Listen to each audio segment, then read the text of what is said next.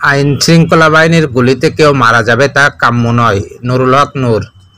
গণ অধিকার পরিষদের সভাপতি নুরুল হক নূর বলেছেন, ডক্টর ইউনূস শান্তিতে নোবেল বিজয়ী। তিনি অর্থনীতিবিদ, কিন্তু অর্থনীতিতে নোবেল বিজয়ী না।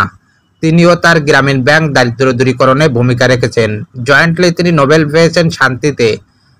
শান্তিতে নোবেল বিজয়ী সরকার প্রধান দায়িত্বে থাকা অবস্থায় গোপালগঞ্জের এই যে 5 জন মারা গিয়েছে, হোক সে ছাত্রলীগ, আওয়ামী লীগ, কিন্তু এরকম আইন শৃঙ্খলা বাহিনীর গুলিতে মৃত্যু আমরা কামনা করি না।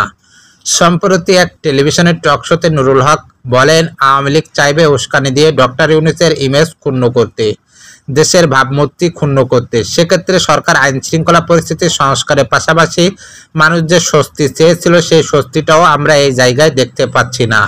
নূর বলেন, প্রধান উপদেষ্টার শুরুর দিকে যে ঘোষণাটা ছিল ডিসেম্বর থেকে জুনের মধ্যে ইলেকশন, তিনি এটা ধারণা দিয়েছেন যে এর মধ্যে তিনি ইলেকশনটা করতে চান। তারপরে রাজনৈতিক দলগুলো মনে হয়েছে এতে তারা সন্তুষ্ট না। তারা বলেছে, আপনারা এই কথা আমরা ভরসা রাখতে পারছি না, আপনি অন্তত একটা মাসকে স্পেসিফিক করেন। তারপর তিনি এপ্রিলে নির্বাচনের ডেট দিলেন। সবাই মনে করছে, না ঠিক আছে, তাহলে প্রধান উপদেষ্টা বা সরকারের মধ্যে আর কোনো অন্য চিন্তা নেই, যে কারণে তারা তাদের ডেটের চেয়েও আগে ডেট দিয়েছেন। নূর আরো বলেন, লন্ডনে বিএনপির ভারপ্রাপ্ত চেয়ারম্যান তারেক রহমানের সঙ্গে মিটিং করার পর সরকারের কাছ থেকে একটা ডেট এসেছে। যদি বিচার এবং সংস্কার এগিয়ে আনা যায় তাহলে ফেব্রুয়ারিও নির্বাচন হতে পারে।